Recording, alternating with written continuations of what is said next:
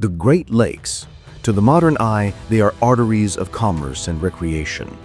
But in 1814, they were a battlefield. A vast, freshwater sea where the fate of a continent was being decided. This was the central theater of the War of 1812. And on these waters, a high-stakes naval arms race was underway.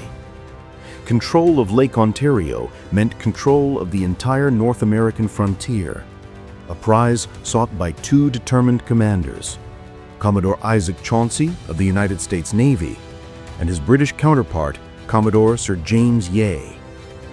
The conflict on Lake Ontario was not one of grand, decisive battles, but a tense shipbuilders' war.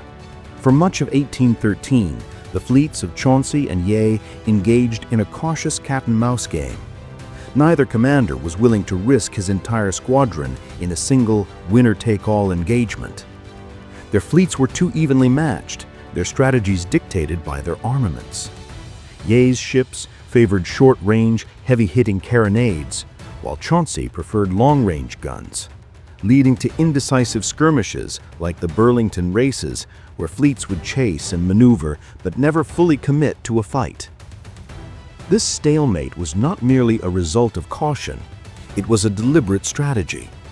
The conflict on Lake Ontario was a textbook example of a fleet in being. The primary value of each fleet lay not in what it destroyed, but in its very existence. As long as Chauncey's ships posed a threat from Sackett's Harbor, the British could not safely transport the armies needed for a major invasion of New York.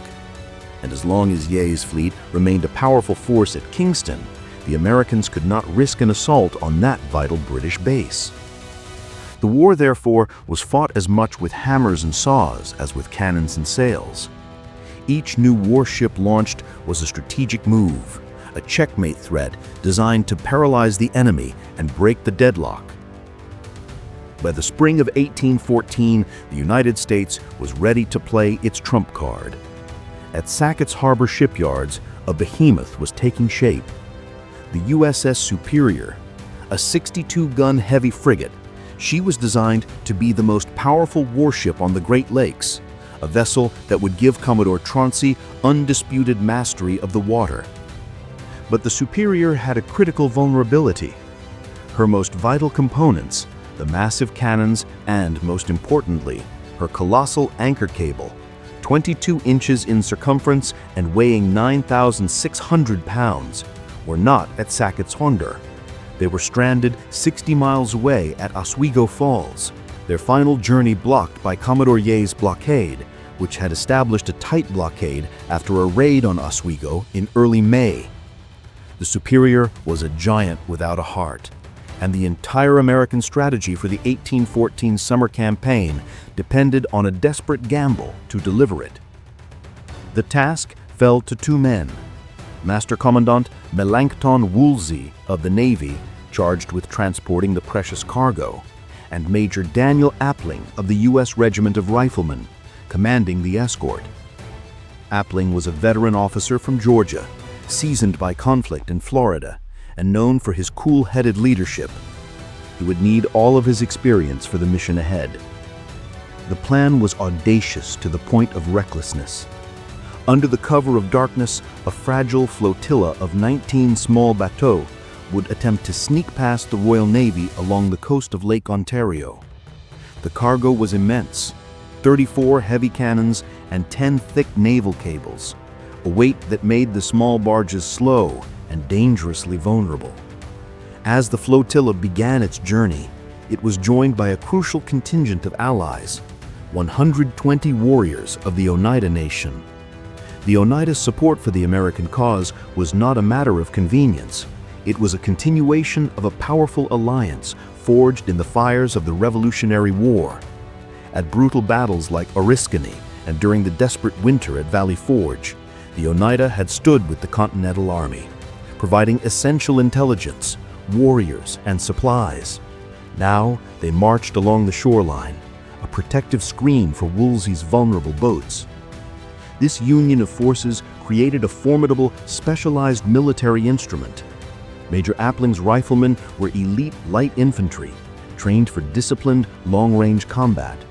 The Oneida warriors were masters of the terrain, unparalleled in the arts of stealth and woodland ambush. This combination of forces, a true fusion of two distinct military traditions, was perfectly suited to the wilderness environment.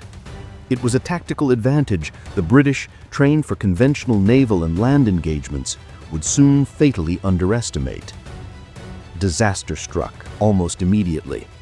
One of the bateaux became lost in the fog and was captured by the British. The secret was out. Commodore Yeo now knew the convoy's location and its priceless cargo. With British gunboats in hot pursuit, Woolsey had no choice but to make a desperate dash for the nearest shelter he could find. The twisting, marshy, and dangerously narrow channel of Big Sandy Creek. The flotilla was trapped. The mission, and with it America's hopes for victory on the lake, was on the verge of total failure. The British moved in for the kill. Under the command of Captain Stephen Popham and Captain Spilsbury, a force of approximately 200 Royal Marines and sailors entered the creek in a formidable procession of gunboats and cutters, armed with heavy cannons, including a massive 68-pounder carronade.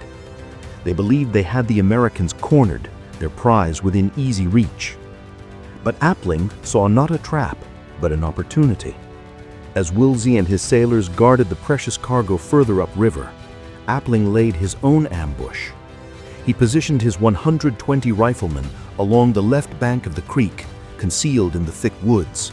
On the right bank, the Oneida warriors melted into the landscape, silent and unseen. The narrow, winding creek had become a perfectly prepared kill box. The British advanced cautiously, firing their cannons into the forest to flush out any defenders, but were met only with an unnerving silence. They pushed deeper, landing shore parties to sweep the banks. They were now completely inside the trap, advancing to within 50 yards of the hidden American line, well within the point-blank range of the deadly American long rifles. At Appling's command, the forest erupted. A single, devastating volley tore through the British ranks at point-blank range. The effect was catastrophic. The lead gunboat ran aground, its crew cut down.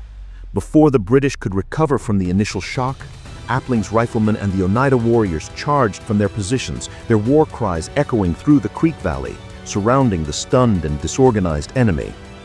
The battle was over in less than 20 minutes.